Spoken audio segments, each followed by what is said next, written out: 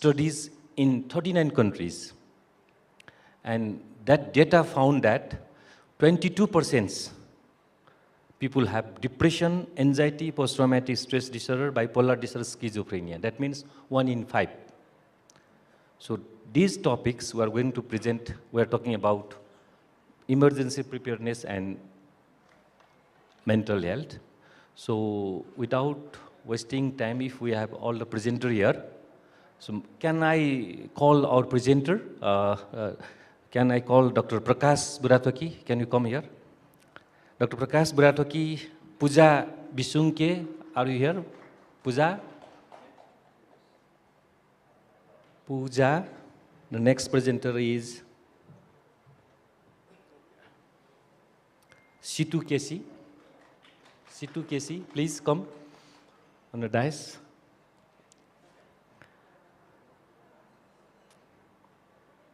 Rakesh, Mr. Rakesh Gimire, are we? Mr. Rakesh Gimire.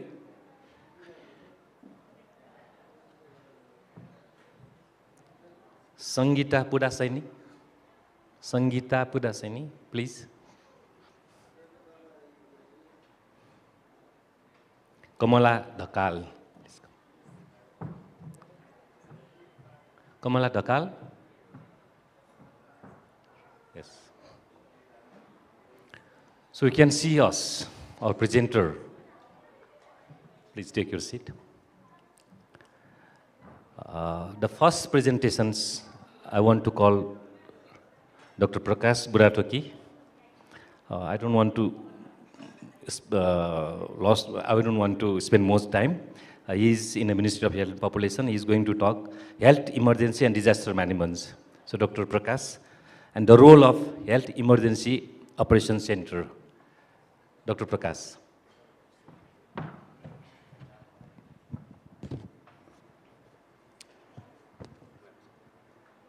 Thank you, respected chairs and remaining speakers and all the dignitaries, because I think I should speak in Nepali. That will be comfortable to us. Yeah. हामीले लामो समयदेखि पटक पटक विपद तथा आकस्मिक भोगिरहेका छौं। त्यो भोग्दा स्वास्थ्य तथा जनसंख्या मन्त्रालयले कसरी काम गर्छ र के गरिरहेको छ भन्ने बारेमा प्रेजेन्टेसन त लामो होला, तर म यहाँहरुलाई चाहिँ जस्ट बनाले चाहिँ इन्ट्रोड्युस मात्र गराउन चाहन्छु। किनभने मन्त्रालयमा भएको स्वास्थ्य आपतकालीन कार्य सञ्चालन केन्द्रले कसरी काम गर्छ भन्नेको चाहिँ छोटो 10 मिनेट भित्र भन्ने कुरा छ, त्यति भित्र नै सक्ने कोसिस गर्छु। र हामी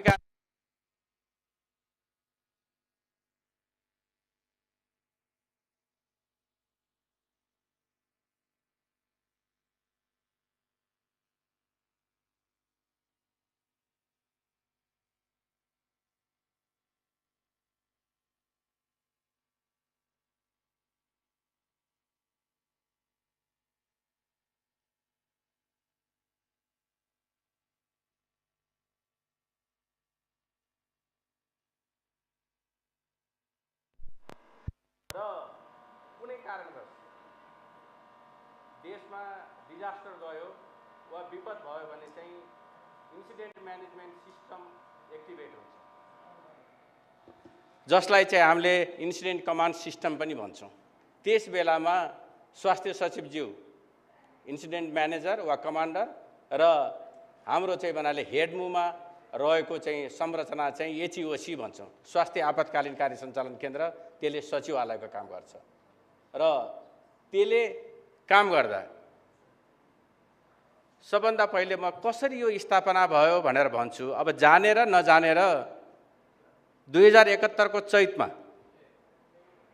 एउटा चाहिँ एचईओसी भनेर चाहिँ बनाले स्थापना भएको देखिन्छ र वैशाखमा चाहिँ 2072 को वैशाखमा चाहिँ भूकम्प गयो। त्यसपछि यसले चाहिँ आफ्नो काम देखायो र त्यो काम देखाउँदै जाँदा देशमा संहिता आयो। संहिता आइसकेपछि यसको नाम चाहिँ अलिकति हेडमु भन्दा एचईओसी भनेर बढी चाहिँ चर्चामा छ। चाहे गृह मन्त्रालय जानुस्, चाहे प्रधानमन्त्री कार्यालय जानुस्, चाहे रक्षा जानुस्, जसले पनि एचईओसी भनेर नै चिन्ने गर्छ त्यो स्वास्थ्यमा छ भनेर। त्यो हाम्रो बिल्डिङ हो जुन चाहिँ जतिसुकै ठुलो भूकम्प गए पनि नभत्किने खालको चाहिँ बिल्डिङ हो। र त्यो वर्जुन चाहिँ सर्छ मुभ हुन्छ, तर त्यो घर चाहिँ भत्किँदैन। र मेन काम भनेको चाहिँ कोअर्डिनेसनको काम चाहिँ स्वास्थ्य आपतकालीन कार्य सञ्चालन केन्द्रले चाहिँ गर्छ। किनभने हामी कहाँ क्लस्टरहरू छन्, 11वटा क्लस्टर, त्यसमध्ये चाहिँ विशेष गरी हेल्थ क्लस्टरलाई चाहिँ कोअर्डिनेसन गर्ने र हेल्थ क्लस्टरभित्र पनि लगभग 100-150वटा चाहिँ संस्थाहरू हुनुहुन्छ, उहाँहरूलाई चाहिँ भन्नाले चाहिँ कोअर्डिनेसन गर्ने काम गर्छ। त्यस्तै कम्युनिटीसँग पनि कोअर्डिनेसन गरिरहेको हुन्छ र हामीले प्री हस्पिटल केयरमा पनि काम गरिरहेका छौँ। त्यही भएर तपाईहरूले कम्युनिटी फर्स्ट रेस्पोन्डरको पनि लर्निङ रिसोर्स प्याकेज बन्दैछ र केही कामहरू भएको छ र हाम्रो सोच छ प्रत्येक घरमा एकजना कम्युनिटी फर्स्ट रेस्पोन्डर हुनुपर्छ।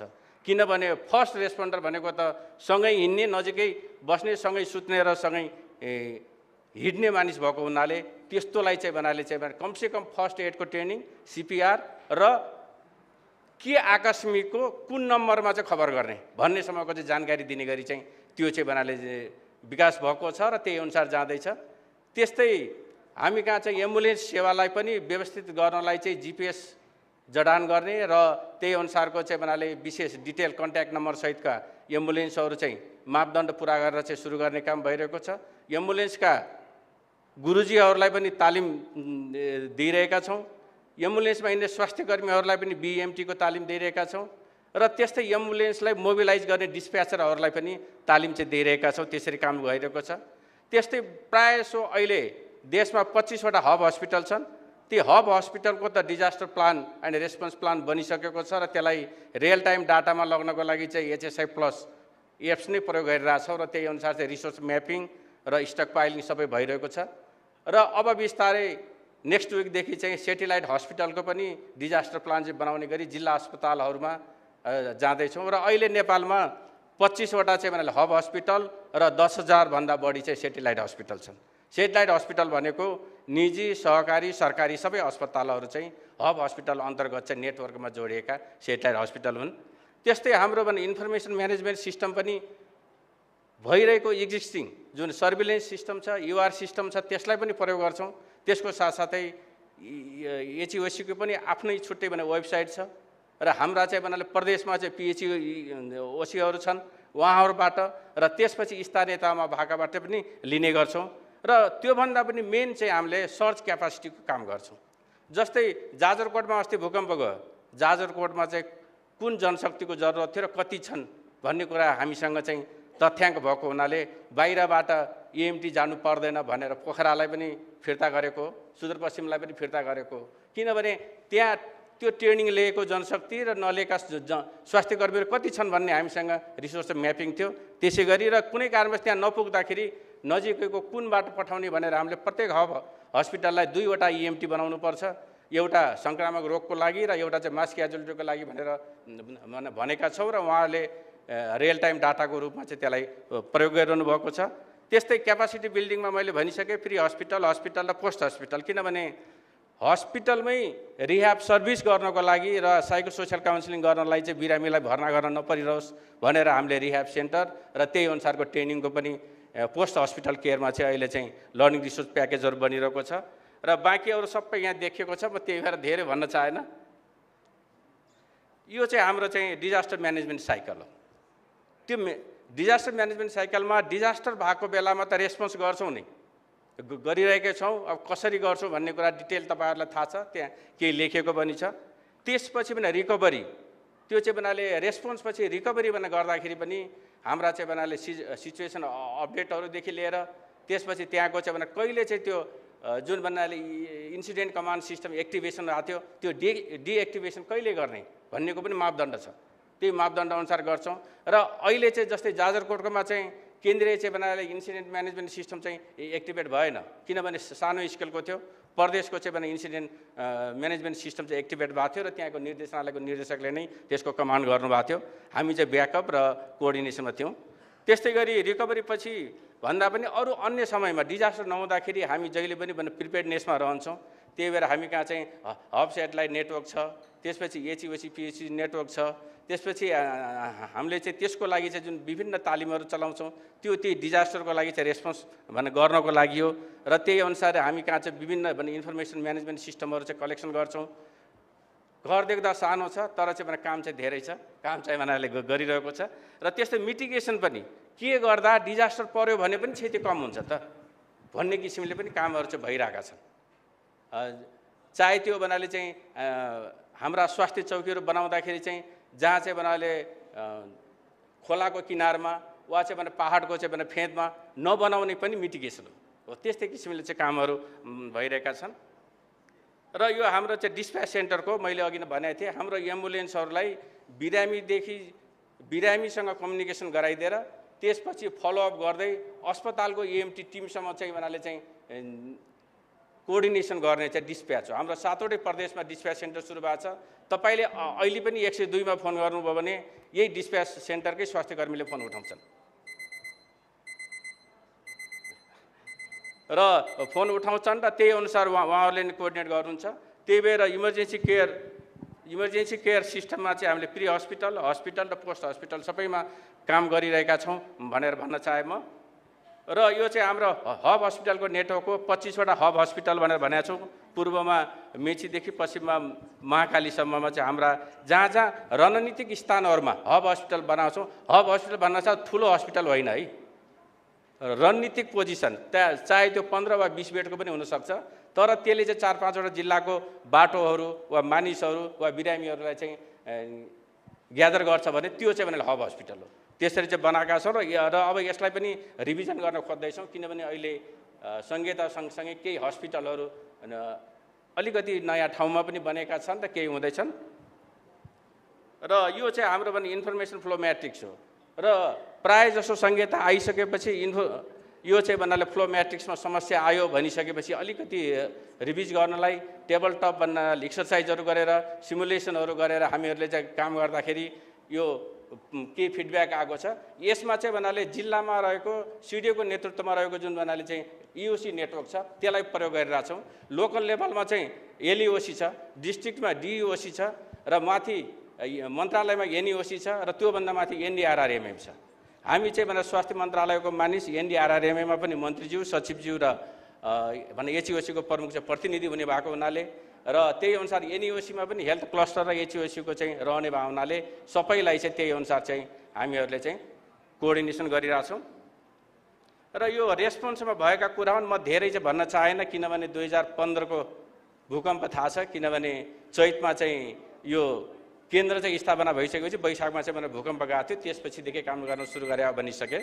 त्यो अनुसार चाहिँ सबै काम भएको छ र त्यसै गरी इमर्जेन्सी साइकलमा पनि हामीले चाहिँ काम गरिरहेछौँ। अब यो सबै डिटेल जान्यो भने सम्भवतः 3-4 घन्टाले पनि पुग्दैन किनभने के काम भएको छन् कसो कसो काम भएको छन् भन्ने कुरा, तर 10 मिनट भएको हुनाले 10 मिनट सिद्धियो। त्यस कारणले यहाँहरूलाई धेरै धेरै धन्यवाद भन्दै नेपाल सरकारको स्वास्थ्य तथा जनसङ्ख्या मन्त्रालय चाहिँ इमर्जेन्सीमा चाहिँ 24 आवर चाहिँ खटिएको छ र अहिले भर्खर पनि रुकुम वेस्टमा चाहिँ डडेलोमा चाहिँ बर्न भएका घाइतेहरू छन्। अहिले सेनाको हेलिकप्टर चाहिँ रेस्क्यु गर्न जाँदैछ, त्यसको चाहिँ कोअर्डिनेसन पनि गरिरहेछौँ। हस्, धन्यवाद। Thank you very much, Dr. Prakash Barataki, highlighting health emergency and disaster management and the role of health emergency operation center, and he is also the spokesperson of Minister of Health and Population. Thank you very much. So moving to next presentation, may I request Pooja Bishunke? Pooja? Not here? Okay, Pooja. She is going to highlight mental health of LGBT of Kathmandu Valley, the role of victimization, discrimination, connectedness, and identity affirmations. Ms. Pooja.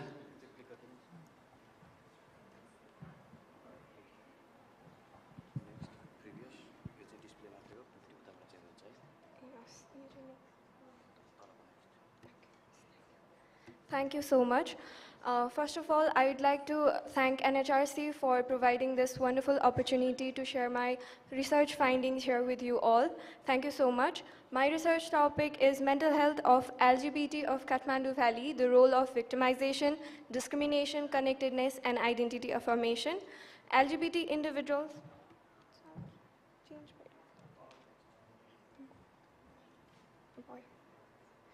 So LGBT individuals are among the most oppressed and least visible individuals in throughout the world, especially Nepal, and they face continuous marginalization, discrimination based on their gender, and that leads to their poor mental health.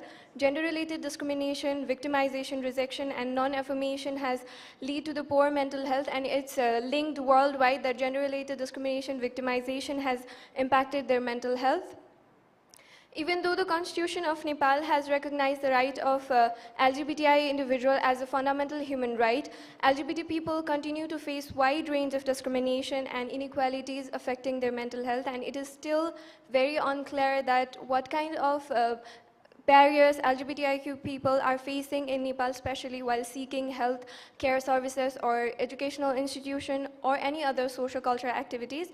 And there is a huge knowledge gap regarding what situations they have in their mental status or the social care of LGBTIQ people. The objective of the research was to assess the mental health status of the LGBTI people, the role of victimization, discrimination, connectedness, and identity affirmation in the mental health status of LGBT people of the Kathmandu Valley. Talking about the methodology, study method was quantitative method, and the type of study was cross-sectional, descriptive, and analytical study. Study time was from J to Chaitra 2079. Study site was Kathmandu Valley, and the study population was lesbian, gay, bisexual, and transgender individuals. Sample size was 115, and we used snowball sampling technique because LGBTIQ population is a very hard to reach population. Talking about data collection tool, gender minority stress and resilience major, we use two standard tools for the data collection. One is gender minority stress and resilience major, and it is a widely used major especially for gender minority and the kind of stress they face because of their gender.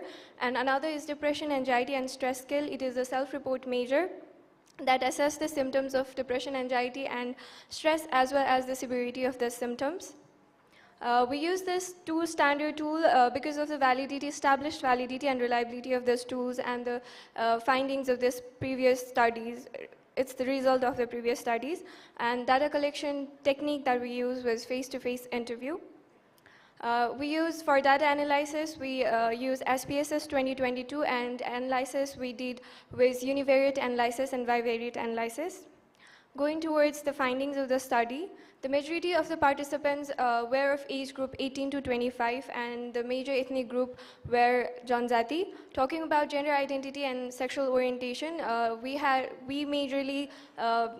major of the participants were lesbian, gay, bisexual, and transgender, and they were almost equal in number. Lesbian and bisexual were almost equal in number, and gay and transgender was also equal in number around.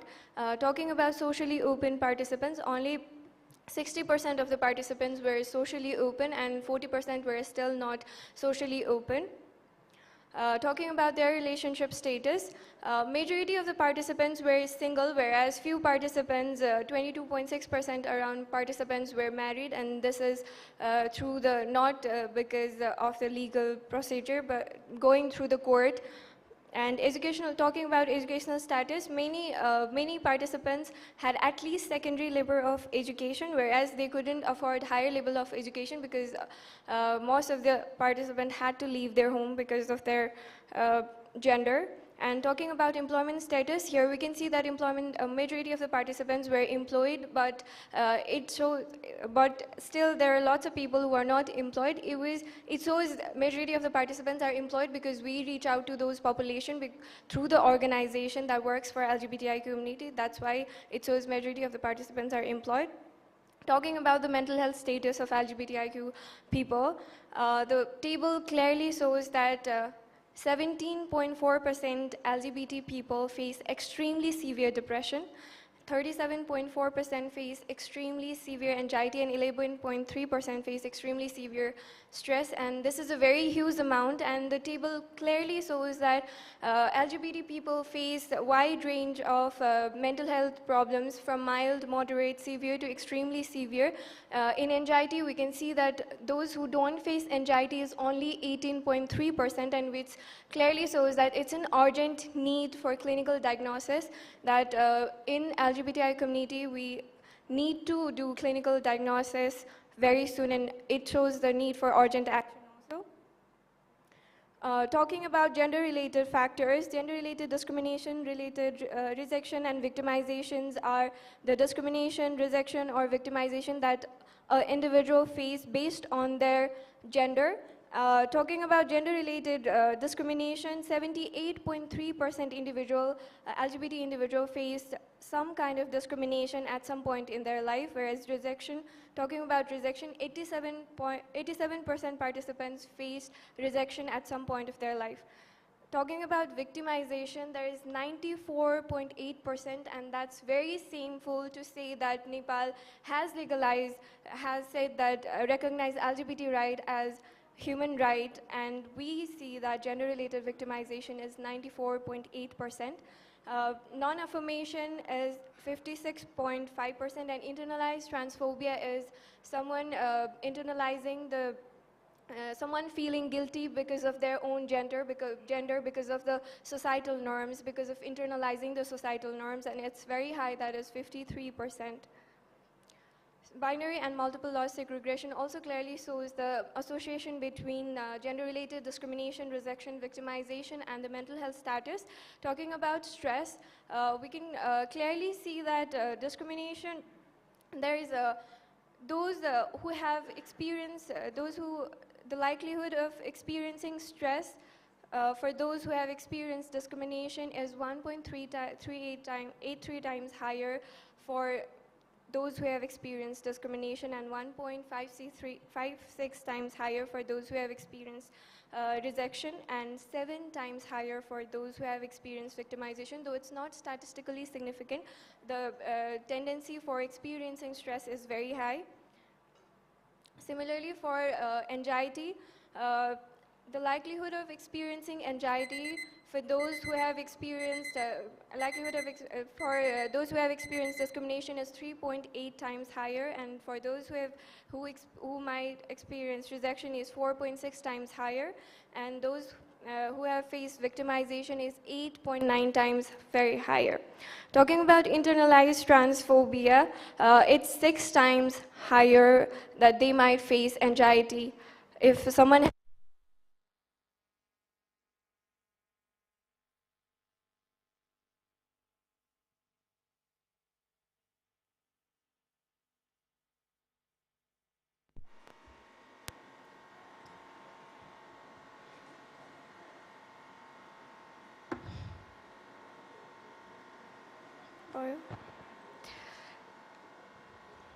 Similarly, talking about depression, those who have faced discrimination are 2.7 times more likely to experience depression. Similarly, 6 times higher for rejection and 5 times higher for internalized transphobia. And this clearly shows that there is a relationship between these gender-related factors and mental health status of LGBT people. We can conclude that LGBT people continuously face gender-related discrimination, victimization, and internalized transphobia. Because of that, their mental status is affected. 68.1% stress and 81.7% anxiety and 63.5% depression is a very huge amount among those participants, very high rate of mental health issues in LGBTIQ community. And it shows that it's a very high time that we think about LGBT people and their mental health status, and I believe it's everyone's responsibility. And so I have few recommendations for government, for organization, and for individuals. Talking about government, we need gender-friendly policies and funding for mental health especially for LGBT, and talking about organizations that work for LGBT people and for mental health. Those organizations should raise campaigns for LGBT people and their mental health, and I also said before, there is an urgent need of screening mental health issues of LGBT people and provide counseling or the necessary support as per the need of the participant. And we need to organize awareness program for the unique challenges that LGBT people face on daily basis. And as an individual also, we all are responsible for their better mental health. And as an individual, and as we are here all as a health service professional and health providers, we need to promote acceptance and equality, especially while providing health services. And we need to understand that anyone from our family can be from LGBTIQ community, our friends can be from LGBTIQ community, and our workplace can be from LGBTIQ community. So before treating other, we need to understand, before seeing someone's gender, we need to understand that we all are human beings. Thank you so much. If there is any query. Thank you very much, Ms. Pooja. You can take seat, please, here. You can sit. Thank you very much again. And you are bringing our policymaker needs evidence, and this is one of the evidence. And mental health doesn't mean that absence of the mental disorder. Mental health means also the mental wellness. And she was talking about anxiety, stress, depressions, and victimizations, discriminations. So I think, thank you very much. I hope that after these presentations, we have generated one evidence. Mental health should be focused among special population also. Thank you very much. Without wasting time, I would like to request another presenter, Ms. Situ Kesi. She is going to highlight mental health disorder and associated factors among people living in informal settlements of Kathmandu and Pokhara Valley of Nepal. Ms. Situ Kesi.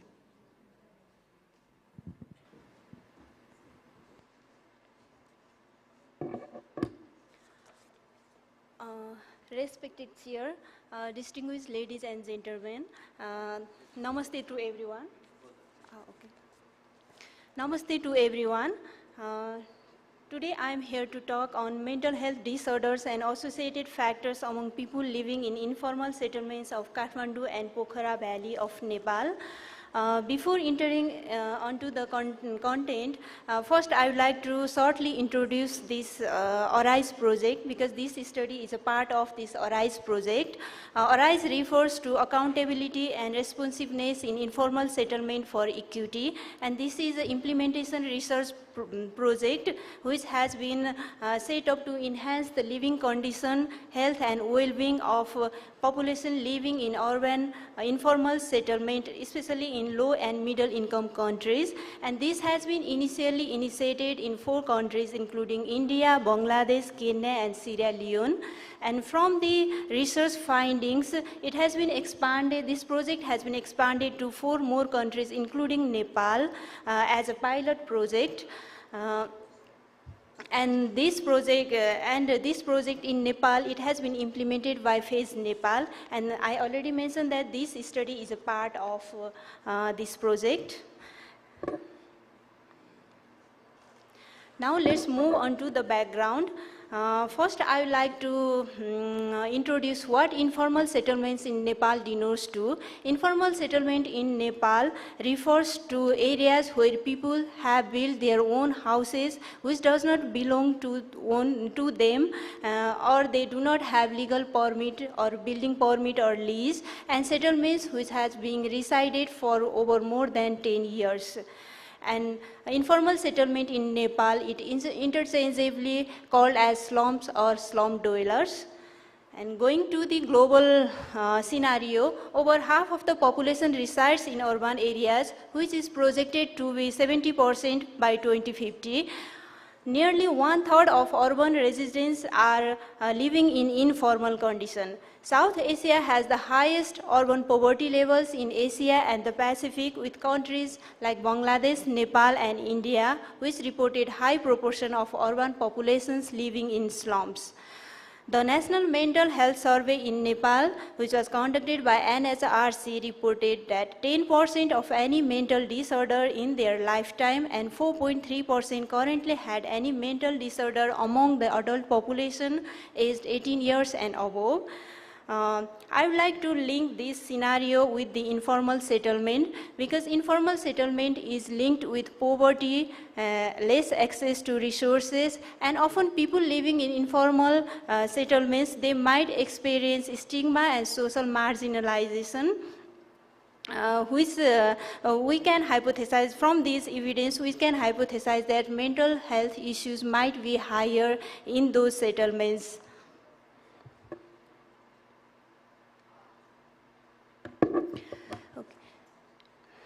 Number of studies have been conducted in low and middle income countries which have showed that there is linkage between mental health and different factors such as age, education, gender and socio-economic factors etc. among people living in informal settlements.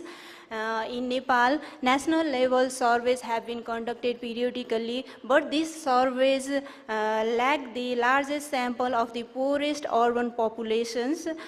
So it results in lack of information on the living condition and well-being of people living in informal conditions.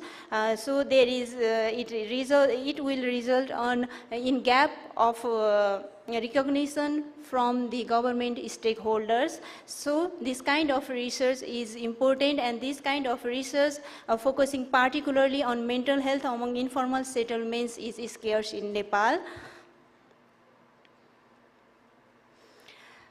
Therefore, we aim to assess the status of mental health and to identify socio-demographic factors associated with mental health among the population living in informal settlements in Nepal as a basis for developing interventions. Let's move on to the methodology. Our study is a quantitative cross-sectional study, and our study sites we have chosen Kathmandu and Pokhara Valley for this study, and the study populations are people living in informal settlements in Kathmandu and Pokhara. We selected this Kathmandu and Pokhara purposively because these two cities are regarded as a hub for various opportunities. Kathmandu as being the capital city of Nepal, and people across the country wants to migrate here for various opportunity, and Pokhara as being the tourist hub. As the exact number of informal settlement and populations living in informal settlement is unavailable, we select the informal settlement from different parts of the selected sites, and then we randomly select the households from those informal settlements, and we collected the information for our study from head of those household, and if head was not available at that time, then we asked questions to the following head of that households. Our main variable is mental health status, and we used general health questionnaire as our tool to assess the status of mental health. This general health questionnaire is a 12-item questionnaire, and it is a validated tool to assess mental health, and each item is rated on a 4-point scale from 0 to 3. We dichotomized scoring into two categories as positive and negative score. These were summed up to obtain a total score with values ranging from 0 to 12. And in this study, a total score of 3 or more than that indicates high risks of poor mental health.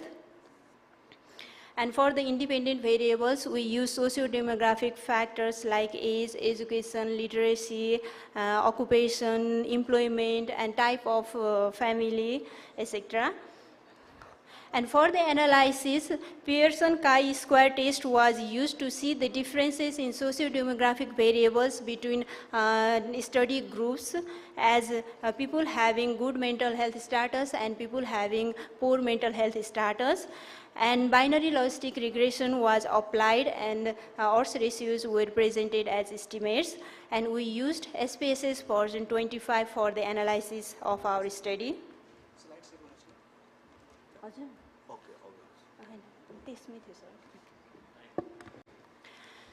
Now let's move on to our results. Our total study participants were 2009 from different informal settlements from Kathmandu and Pokhara, and among them 18.3% had common mental disorders, which is higher than national survey. From the descriptive analysis, we found that common mental health disorder was observed mostly among female, people with older age, and those who were married, illiterate, and unemployed. Higher risks of mental health disorders were found among people who were widowed and divorced or separated compared to those with unmarried. People living in informal settlement who were unemployed or had informal employment had significantly increased risks of mental disorder than those who were formally employed.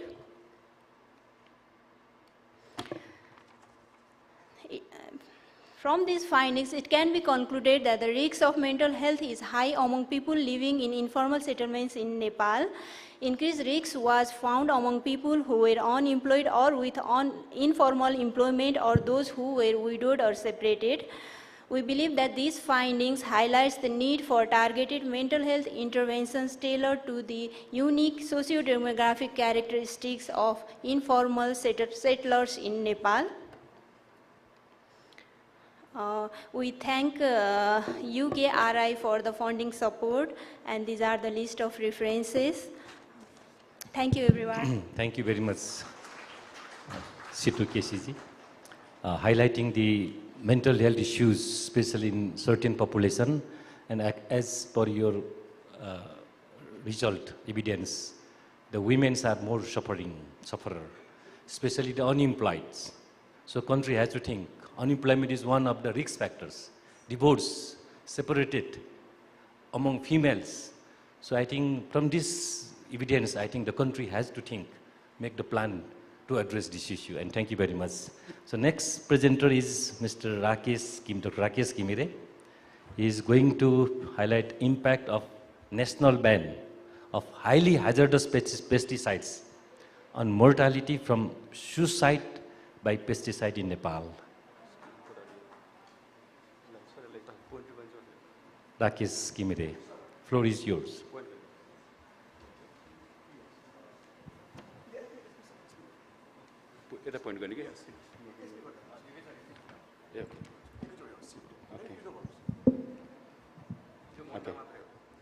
Okay.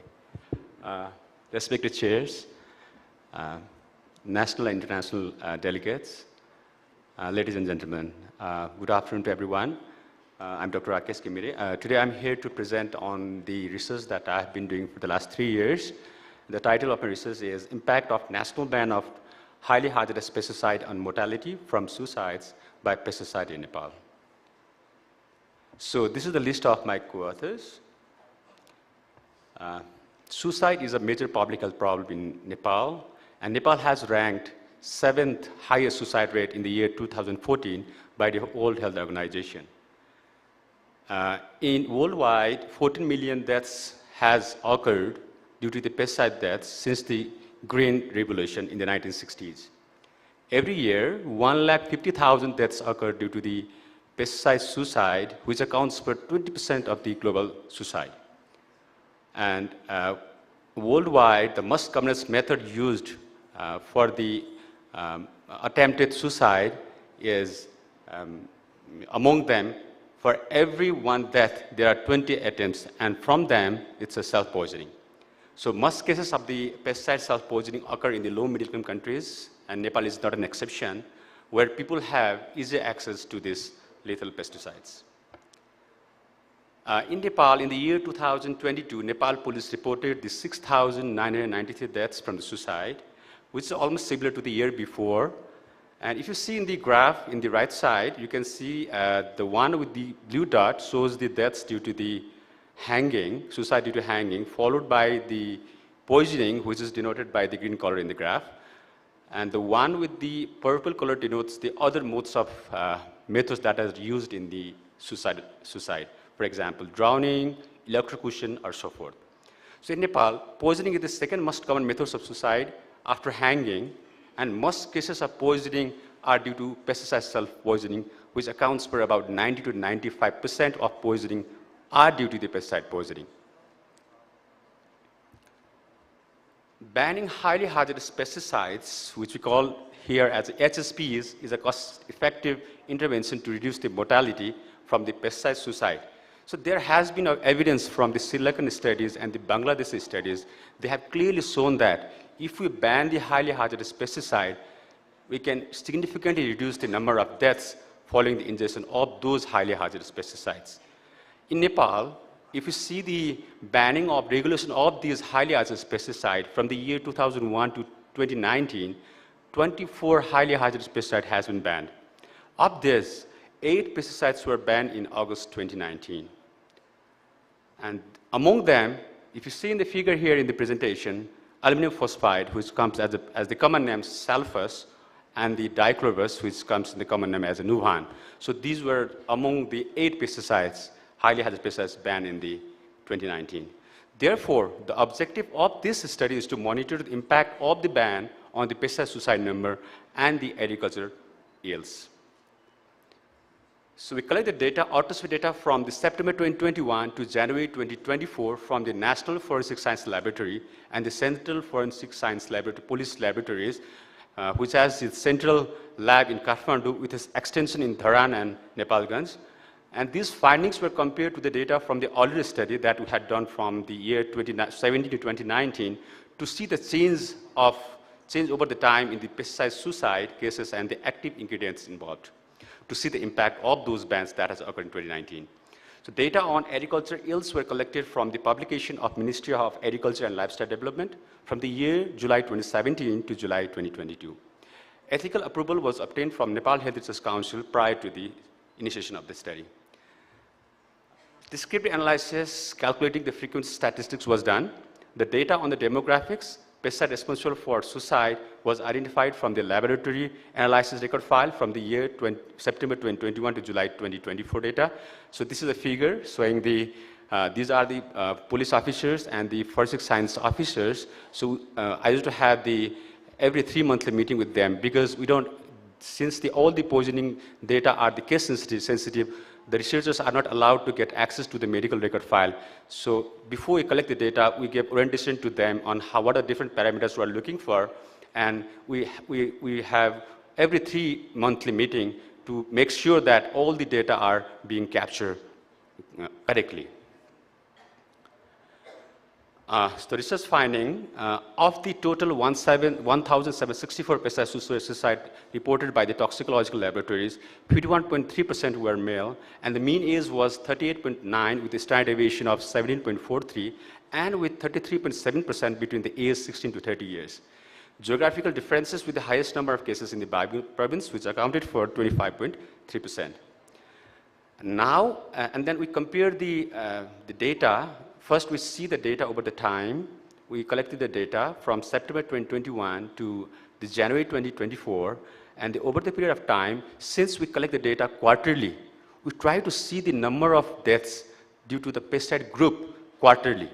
So if you see here, QR refers to the data from September 2021 to November 2021, and Q2 every 3 months. So for till Q9, which denotes the data from September 2023 to November 2024, and Q10 we only had 2 months data, and I'm trying to show and I tried to show this in the graph showing the trend of this suicide number in terms of the pesticide group over the period of time quarterly.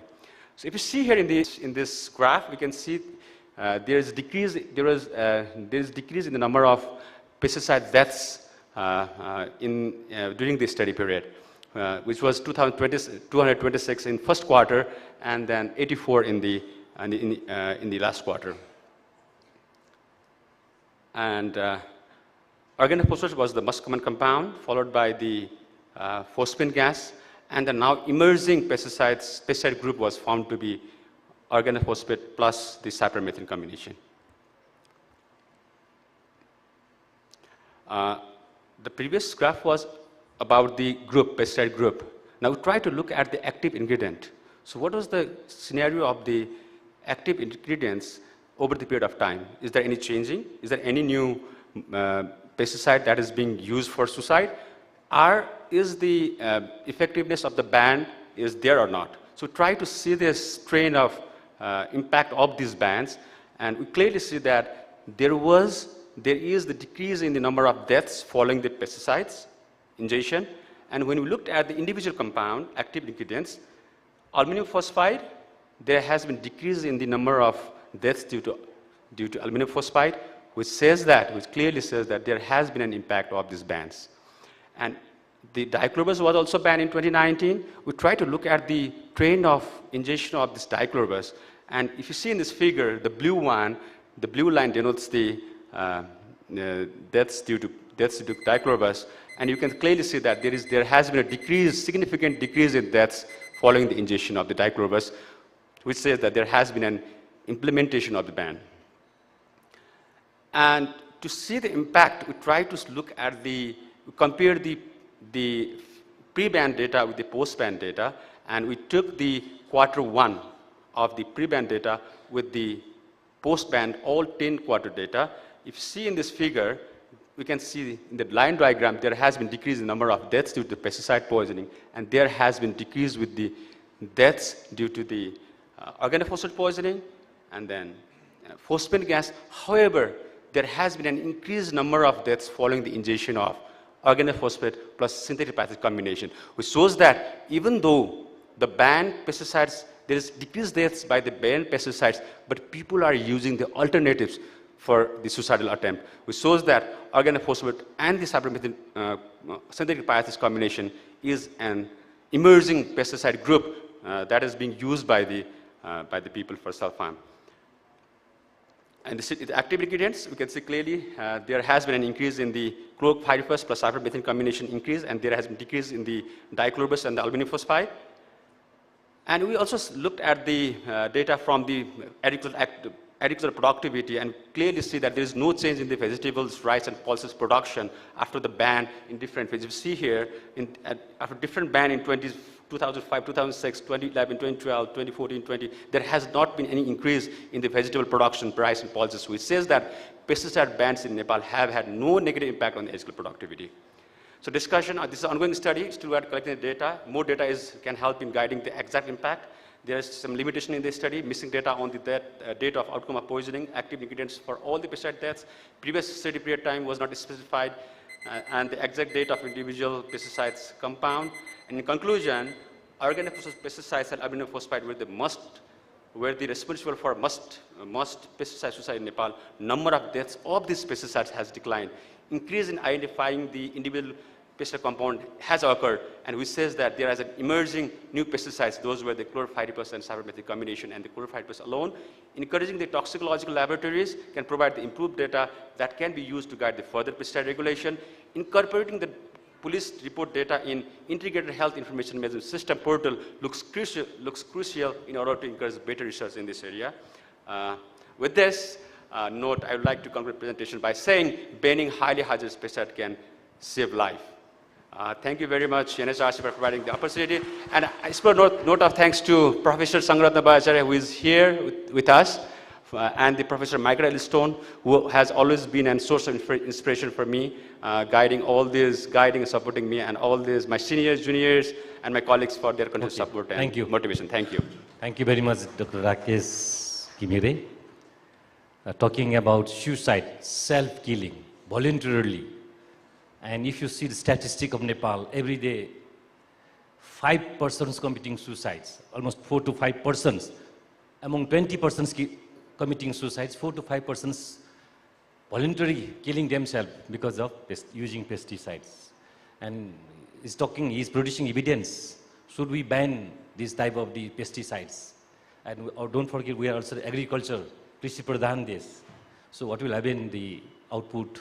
So this is another debate, but I think 5 persons every day killing themselves because of using the pesticides, which is easily available. Anyone can buy it. So probably, thank you very much, Dr. Rakesh, giving this opportunity to sensitize our governments to address the Nepalese people who are committing suicide every day. So moving to next, we have Dr. Sangeeta Pudaseni Kapri. She is assistant professor from Rogers University, New Jersey, USA. And she is going to highlight the clinical and the social factors contributing to postpartum mental health. That means from the delivery to up to 6 months, probably, postpartum mental health, among women during 6 to 12 months of childbirth in Nepal, a mix method study. So over to you, Dr. Sangeeta.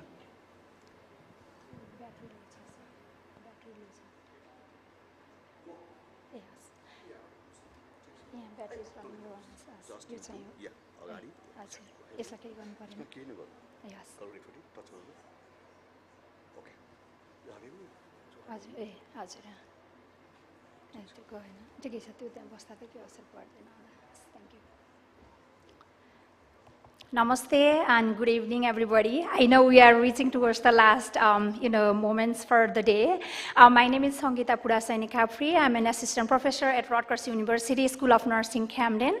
It is my honor to speak about our paper on behalf of my team from Rutgers, from Kante Children's Hospital and TU Institutes of Medicines.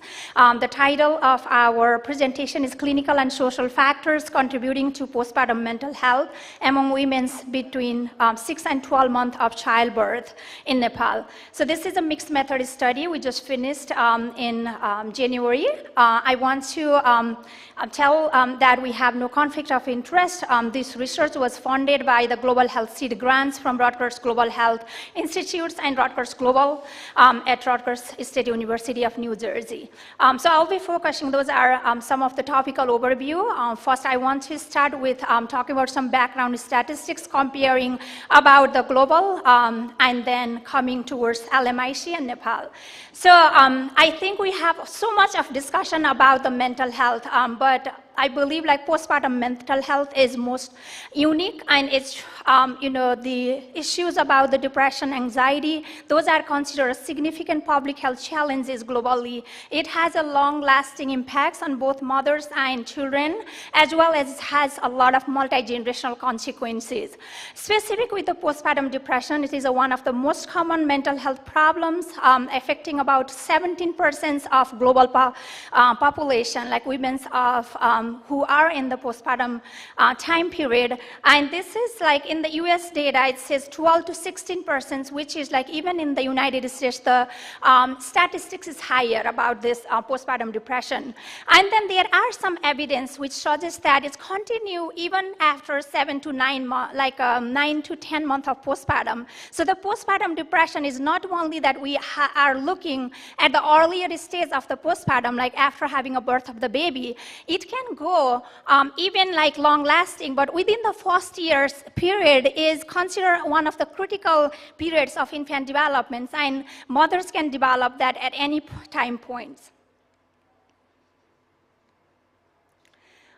So in terms of the lower middle income countries, based on the data, 1 in 4 perinatal women suffer from postpartum depression, and various studies in Nepal, those, it's not a representative sample, but community-based study or hospital-based study indicated that 14.7 to 30%.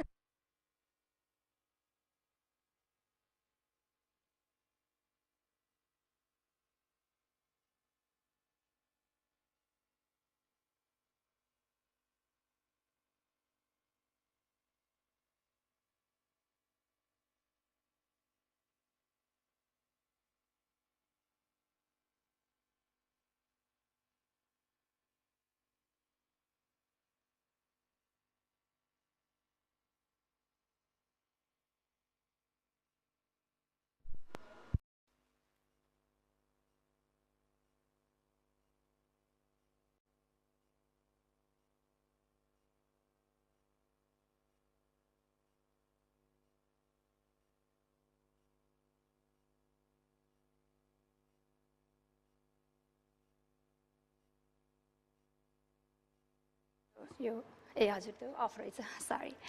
The problem is often neglected, under-identified, and I'm going to tell you how we identify this actually even when we're performing the study. And it's untreated, which affects the health and well-being of both mothers and the infants, as well as like their childhood years. So the examination of factors, and then the prevalence, specifically between 6 to 12 months of postpartum, is very important. So PPD really, like, why this is like significant is because it can not only lead to a lot of other issues in mothers, but it's a foundational for a mother-child relationship, and they can develop during that the developmental period. Also, in the severe form, it can lead to intrusive thoughts of mom like harming their self, so which is suicide, and then also it can lead to infanticide, like which harm the infants. And then there are also some of the data indicated that this continue to occur between 43 to 365 days during the postpartum period. There has been multiple factors that contribute to the mental health during the postpartum periods, but the research in Nepal has been limited in this area. So since yesterday, we have been talking about the Sustainable Development Goal, and this is also aligned with the Goal 3, ensuring healthy life and promote well-being for all ages. So it's specific to that, they target 3.1 and 3.2, like reducing the MMR and reducing the preventable death of newborns and children. So that's closely applied to the maternal mental health issues. Although there are some disparities existing in postpartum mental health issues, studies in this area has been more focused on earlier postpartum period. Actually, this applies not only in our countries, also in the other settings. And then also there has been limited research to date examining specific like unique effects of the social factors and then clinical determinants to the postpartum depression, specific between like that 6 to 12 months periods. And to our knowledge, there was no qualitative research to date that has comprehensively examined the barriers and facilitators contributing to their mental health outcome. So those are our aims. So to estimate the prevalence of postpartum depression between 6 to 12 months, followed by identifying some of the important clinical and social factors that can be addressed through some of the intervention. And then we also want to explore women's perspective of factors contributing to the mental health issues. And it's leading to one of our quantitative questions, and then second was our qualitative, what is the life experience of women's impacting their mental health issues.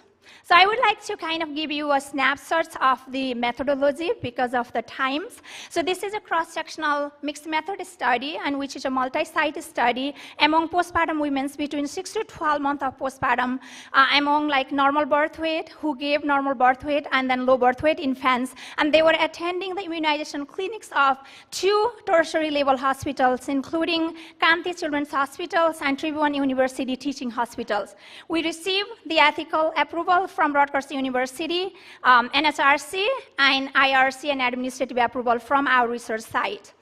So this is a snapshot of our sampling design and data collection measures. Convenience sampling was used to recruit 200 mothers during the postpartum periods, and among them we purposefully selected 15 mothers to do the interview who were eligible to be interviewed with the APDS scores, Edinburgh Postpartum Depression scores greater than 9, and we used the interview guide in Nepali version to interview those mothers. In terms of the instrument for our quantitative study, we use the EPDS, Edinburgh Postpartum Depression Scales, like those of you who does mental health research. I believe you are familiar with it. So it's a standardized tool and validated in Nepali language, like Nepali people. And we also have some standard demographic questions. We also incorporated food security data, and then also social support measures. So we did use the survey for the quantitative data, and then in the data analysis, we use SPSS with descriptive analysis and regression. In terms of the qualitative analysis, we use Colizzi methods. Those are the steps that we followed to come up with the emergent themes, with like transcribing data, creating meaningful units, and then from there, we created the theme clusters and emergent theme. So those are some of the blueprint of the demographic statistics of our participants. The mean age of children was about 10 months. 56% of participants, the children were male, and 80% of them born in government or public hospital, which is very a good number for us. And we had a very diverse participants, but majority of them were Brahmin and Kshetri. And then mothers, 90% were still breastfeeding. But the most important thing is, as you can see here, about 39% of participants had an anxious thought during the pregnancy, and then 29% have a depressive thoughts during the pregnancy. So this is the, I'm gonna skip this. So in the key findings, what we find very interestingly is compared to the earlier, about 28% of participants had a EPDS scores 10 or higher in our sample who matched the criteria for the referral. We had a psychiatrist in our team, and then we refer them for further evaluation and monitoring. In terms of our regression model, we found prenatal anxiety, preterm birth, exposure to violence and victimization with a spouse or their family members, lack of having a food, and inadequate postpartum support were significantly associated with the postpartum depression. And the model explained 42% of the variance in PPD.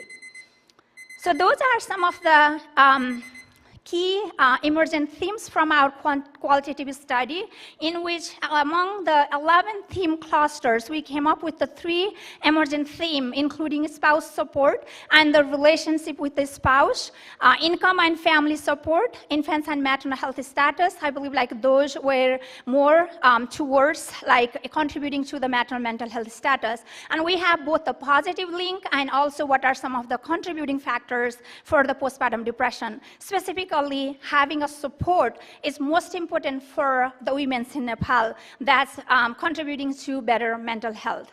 So I'm gonna, respective with the time, I'm gonna skip some of the key points, some of the points here. So as you can see here, I want to show this and you can all read it, but one of the last things here I wanted to tell you is, this is a lot, and I wanted to die. So we can see that, how much pressure that those mothers are really feeling from, having these mental health issues during the postpartum. But during our interview, those were not really ready to share us, and even they had a higher EPDS score for the quantitative survey, which of course we have some limitation of the survey itself, but they didn't really recognize that they have a problem, and they really view that as kind of general constructed role that I have to take care of my child, and then it's something that I can absorb it. So the conclusion is prevalence of PPD was higher, multiple factors like clinical and social factors contributing to PPD. The other important things is mixed method findings is really consistent with what we found in our quantitative parts is synergy with our qualitative findings. So in terms of the limitation, we can establish the causal association because of some of the data limitations. And also, we did the data collection from Kanti and TUTS. So it's in terms of the generalization to the large scales, I think we have to caution about it. But regardless of that, I want to take a few seconds of the time to discuss about the implications. So because it has a very important implication that I know for the fact we have not really implemented the postpartum depression screening in our postpartum mothers. So this is the time we have to think about how we can incorporate from obstetric provider, pediatric provider, and how we can talk about where we can create this kind of discussion and how we can follow up them. All the Ministry of Health and Population adopted the WHO guideline to, have the at least four postpartum visits. I believe we don't really take time to ask how you are feeling and how can I support you. Those should be started, and we should have that implemented in the policy level. And we can't ignore those mothers after the 6 weeks of childbirth. We really have to emphasize that time. And then we need to use the validated measures to screen for them before getting to that situation for them. And our team also thinks nationwide awareness about to avoid the stigma and mental health problem is a real problem, is that I think we really need to take that initiatives and discuss with them further. So I think I want to, thank you all. Thank you, NHRC, for giving us this platform. And those are our references. And if anybody have questions, I'm happy to talk afterwards. And this is my contact information. Thank you. Thank you very much, Dr. Sangeeta. Please take a seat. Enlightening the another dimension of mental health issues. Especially talking about a mother, the mean age of her study is 29 years, having 6 to 12 months baby, who is suffering from 1 in 5 of them are suffering from mental health issues, especially depressions. depressive symptoms. And the 1 in 5, 20% of these mothers are having depressions. As a mother in Nepalese context, the role as a role of mother, as a role of daughter-in-law, role of wife, role of a women, and having these mental health issues, especially depressive symptoms. So who will address these problems? Is a psychiatrist or a clinical psychologist or medical doctors, obstetric gynecologist, nurses?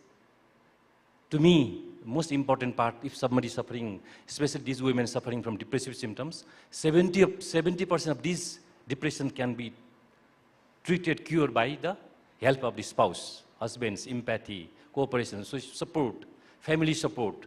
So I think thank you very much, Dr. Sangeeta, and I'm sure that this national level Health Research Council conference will focus the finding which have been produced in this conference. Thank you very much.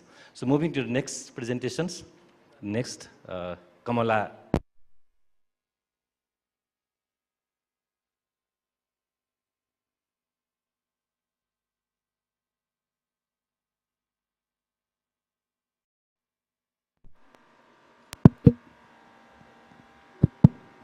Yes.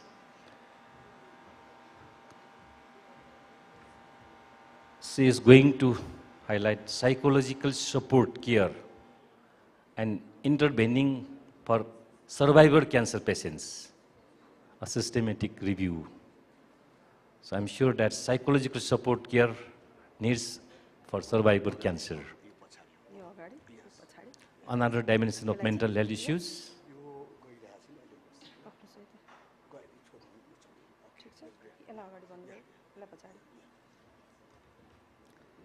Okay, over to you, Kamala. Kamala Dakaj. Respected chairs, guests, and all the participants. Me Kamala Dakal, lecturer Maharaja Nursing Campus and PhD nursing student from Changzhou University, Henan, China. Today, I am going to present psychological supportive care need interventions for cervical cancer patient or systematic review. This is about my research team and their affiliations. This about outline of the study.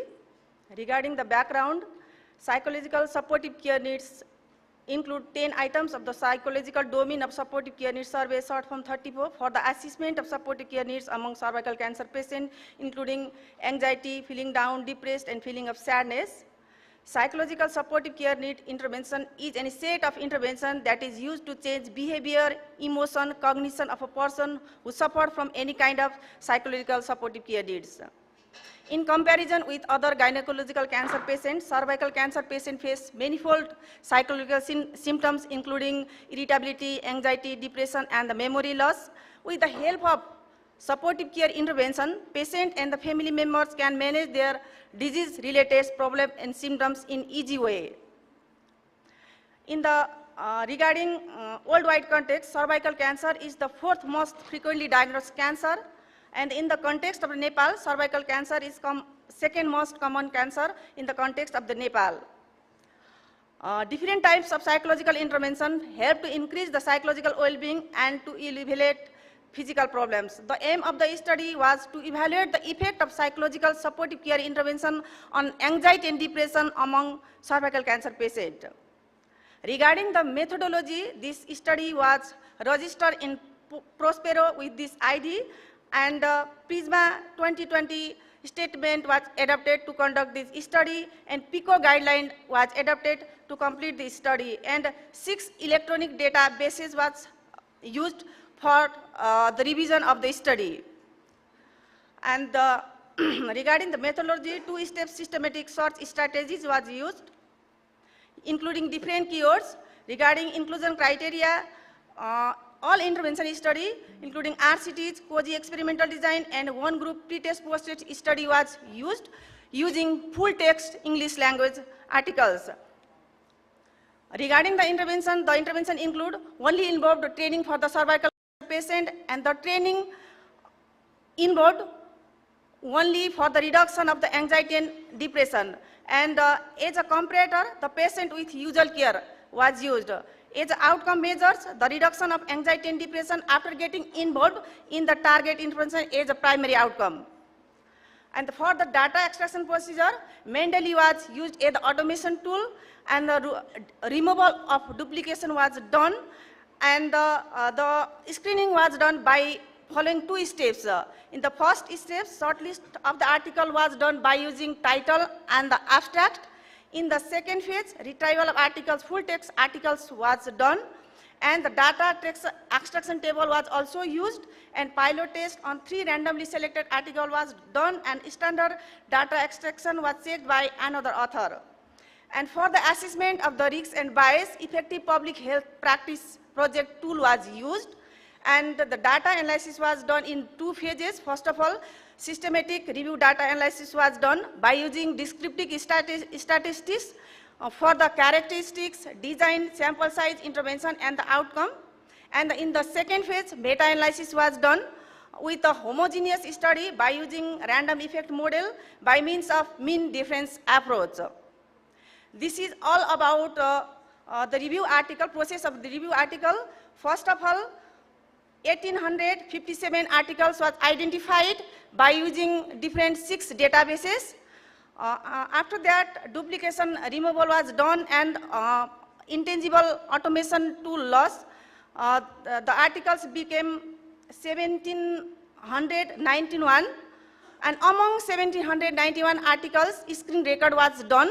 After doing screen records, the 1742 articles were excluded. Again, reports shortfall retrieval was done. After that, again 49 articles were assessed for eligibility. After assessing eligibility, 23 articles were again excluded based on their exclusion criteria. At last, 26 articles were remained, and these remaining 26 articles were included for the revision of this study. Regarding the result of the study, among these 26 articles, 13 were randomized control trial, that is RCT, 12 were quasi-experimental design, and one group pretest protest. And altogether, 11,638 cervical cancer patient was there. And regarding the sample size, the range of the sample was minimum 30 to maximum 417. And the majority of the study were conducted in 6 different countries, and the majority of the studies were conducted in China, that is 18 studies. And all of the studies were conducted in hospital. Regarding the various types of psychological intervention, the intervention was psychological nursing, exercise, different types of exercise, counseling, psychocurative approach, peer and family education, and psychotherapy. And only 2 study incorporated homework session in this intervention. And regarding the intervention provider, in most of the study, nursing staff was the intervention provider. Regarding the range of the session, minimum session was 1 to maximum 60 session. And regarding the duration of each session, minimum session was 23 minutes to maximum duration of the session was 75 minutes. And regarding the instrument used in the different study, self-rating anxiety scale and self-rating depression scale was used. Regarding the result, there was statistically significant difference in anxiety and depression scores between the treatment and control group post-intervention across all the study. Regarding the quality of the study, only 1 study had strong rating with no weak score, and 24 study had moderate strong score with no weak score. Regarding the result of the meta-analysis, various studies exhibit variability in effect size ranging from low to high effect size, and the overall effect size was found 1.35, ranging from 0.75 to 1.94. It indicates statistically significant positive impact. It was done through the forest plot diagram. And regarding the conclusion, psychological intervention in any form are found effective for the reduction of psychological supportive care needs, especially anxiety and depression, but selection of the RCTs helps to decrease the bias and increase the effect size of the study outcome. And the preliminary evidence shows that support supports the positive impact of psychological supportive care intervention on cervical cancer outcomes and urging the research, especially exploring the long-term effects of and employing the rigorous design. Besides that, especially before doing intervention, we have to focus on RCT for the reduction of bias and increase the effect size, and we have to give the homework session for the increment of the effectiveness of the intervention. This is, I would like to acknowledge all the organizations, especially Maharaja Nursing Campus, Sancho University, Henan, China, Ministry of Education, Nepal Health Research Council, and all my professional seniors, juniors, and friends. Thank you so much. Thank you very much, Kamala Dakar. Please take your seat. Yeah, please. Once again, another dimension of mental health issues, especially in the cancer, cervical cancer.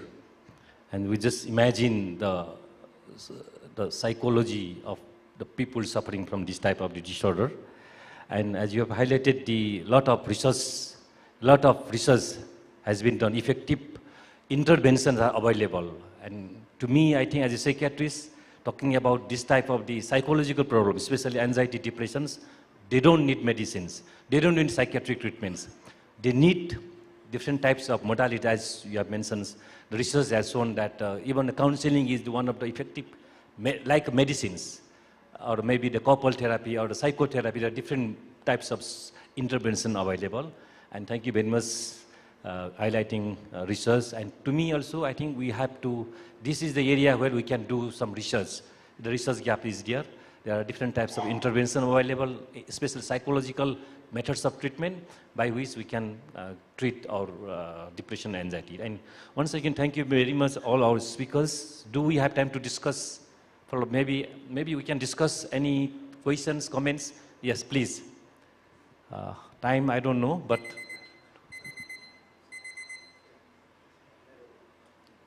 please introduce yourself and myself, precisely. Dr. Subhash Pokhrel. Rameshलाई एउटा question अनि बिसुनके बहिनीलाई एउटा अघिकोबाट एउटा doctor Ramesh Ghimire right सरी राकेश घिमिरे सरी okay एउटा question एकदम simplified भर्जनमा जस्तो अघि आयो नि सुसाइडको मोडालिटी एउटा भयो भन्दैमा त्यसलाई ब्लक गर्दा अब जस्तो जर्किनमा मट्तेल डिजेल लान ब्यान गर्यो बानेश्वरमा एउटा केस भएपछि हैन जस्तो कीर्तिपुर जाने बस एक्सिडेन्ट भयो भनेर रुटै रोक्दियो भने त दक्षिणकाली जाने बस त प्याक त पक्कै होला अब पुल भत्काउने कि खोलै सुकाउने कि लास्ट पोलिसी मेकरलाई स्ट्राइकिङ एउटा सेन्टेन्स के हो सुसाइडको मोडालिटी ब्लक गर्दै जाने कि त्यो अन्डरलाइङ कजतिर ध्यान दिँदै जाने के लाग्छ त्यो अनि उसलाई पनि एउटा क्विक त्यो एलजीबीटीमा त QIA yes plus 2S पनि भन्छ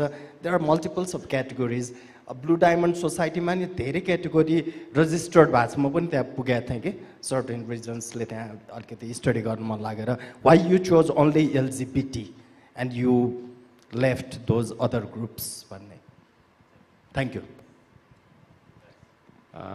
Pokhrel सरलाई thank you so much for your question, very pertinent question. यसमा चाहिँ there has been evidence that banning this अब हजुरले भने जस्तै सुसाइडको डिफ्रेन्ट मेथड्स अफ सुसाइडहरू हुन्छ त्यसमा ह्याङ्गिङ फर्स्टमा भयो सेकेन्डमा पोइजनिङ भयो अब ओभरअल ह्याङ्गिङमा चाहिँ गभर्मेन्टबाट स्टेप लिएर सुसाइडमा अब ह्याङ्गिङलाई अहिले पेसाइड पोइजनिङलाई चाहिँ ब्यान्ड गर्ने गऱ्यो तर ह्याङ्गिङ बढिरहेको छ अहिले त्यो अहिलेको मेरो फिगरमा अहिले देख्नुभयो भने I think this I was expecting this question from the audience because if you ban this pesticide from the graph that I have shown before, there has been an increase in the number of suicide due to hanging. But still, that's not the scope of my research.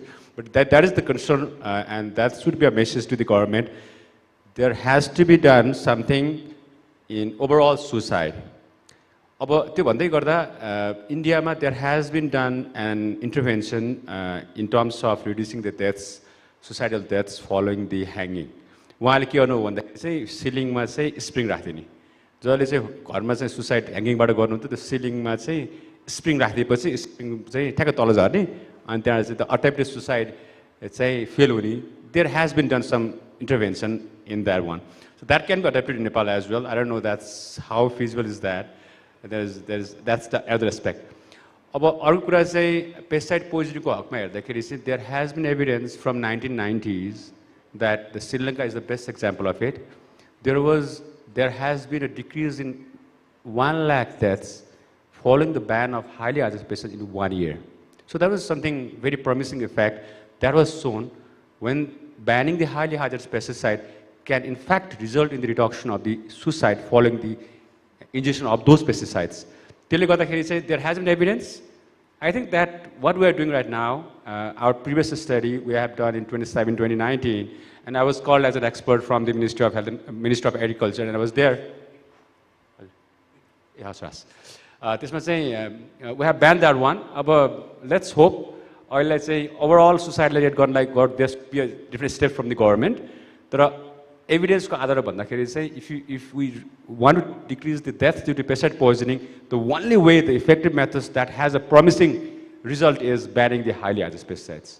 Thank you. I don't know if I have answered the question or not. So talking about why LGBT is, first of all, the main reason is to make it more specific, and based on the literature review, most of the gender-related rejection and victimization is faced by transgender men and women and lesbian. So that's why I wanted to make it more specific. Also, regarding the numbers, while analyzing the data, it's very problematic. If we go on with A++, it might come like in 1 or 2 numbers, and that might be difficult in analyzing. So that's why. Thank you so much. I think so we are already crossing the time. So finally, before concluding these sessions, to me this session is emergency preparedness and mental health. And we have discussed a lot of research-based, evidence-based. So sometimes emergency situations can give us a better option sometimes. What happened in Sri Lanka? After 2004 tsunami, mental health was a key priority. 20 out of 27 districts have mental health services. The scale of mental health services, before that 10 health services was there. Similarly, in typhoon devastated the Philippines in 2013, only 2 facilities were available. After that, 100% of Philippine general health services have trained human resources. So this is what is the lesson learned from our sides. I think we need to know, but I'm sure that the new scientists who are here, you can provide the evidence, we can create the evidence to the policymaker so that health is not only physical health. There is no health without mental health, and mental health means the mental well-being. Mental health means how you cope with your situations, how you do your daily activities, how we live, how we make our meaningful life. That is mental health. So I'm sure that we can, this type of the presentations will give, will definitely will be beneficial for our people, because our policymaker will open their eyes and give the priority on mental health. With this, I would like to conclude these sessions. Once again, thank you very much, and thank you all for your presence. Thank you so much. I thank our chair, Dr. Ojha, and all the fabulous panelists. It's so overwhelming to see panel with majority of female speaker. A big round of applause for the female speakers as well. That was really a thought-provoking session. I request all of you just to stand for a photo opportunity here. र हाम्रो आजको यो अन्तिम session हो. यो session पछि हामी आजको दिनलाई bit मार्छौं, तर अरु the fun part begins from now. दिनभरिको यो लर्निङ, रिलर्निङ, अनलर्निङलाई सेटल गर्दै अब हामी नेटवर्किङको सेसनलाई अगाडि बढाउन चाहन्छौँ. डिनरमा पनि सरिक भइदिनु होला. हाम्रो कल्चरल प्रोग्राम पनि छ आज, र emergency preparedness and mental health भन्ने विषयमा हाम्रो यो थट प्रोभोकिङ सेसन रह्यो. Let's start prioritizing our mental health instead of adjusting to toxic species. There is hope even when our brain tells there is not. किनभने शरीर दुख्यो भने हामीले उपचार खोज्छौं भने मन दुखे पनि उपचार खोज्नुपर्छ. मेन्टल हेल्थसँग जोडिएको ट्याबुलाई हामीले बिस्तारै नर्मलाइज पनि गर्नुपर्छ, र शरीरको उपचारमा हामीले सहानुभूति प्रकट गरेसँगै मनको उपचारमा पनि समाजले हामी सबैले सहानुभूति प्रकट गर्यौं भने मेन्टल हेल्थलाई हामीले सजिलै यसलाई जित्न सक्छौं, यसलाई सुदृढ बनाउन सक्छौं. यो सँगै हाम्रो सेसन आजको लागि अन्त्य भएको जानकारी गराउन चाहन्छु. भोलि फेरि पावर प्याक सेसनका साथ उपस्थित हुने नै छौं. डाक्टर धिमालसँग केही सूचना छ जस्तो छ, प्लिज. छैन? ओके यसपछि हाम्रो नेटवर्किङको सेसन रहनेछ डिनर रहनेछ र कल्चरल प्रोग्राम पनि रहनेछ we hope to see you all in the evening tonight thank you for all the uninterrupted attention यहाँहरू सबैजनालाई यो अटेन्सनका लागि पनि धन्यवाद दिन चाहन्छु I wish all of you a very very wonderful time ahead thank you so much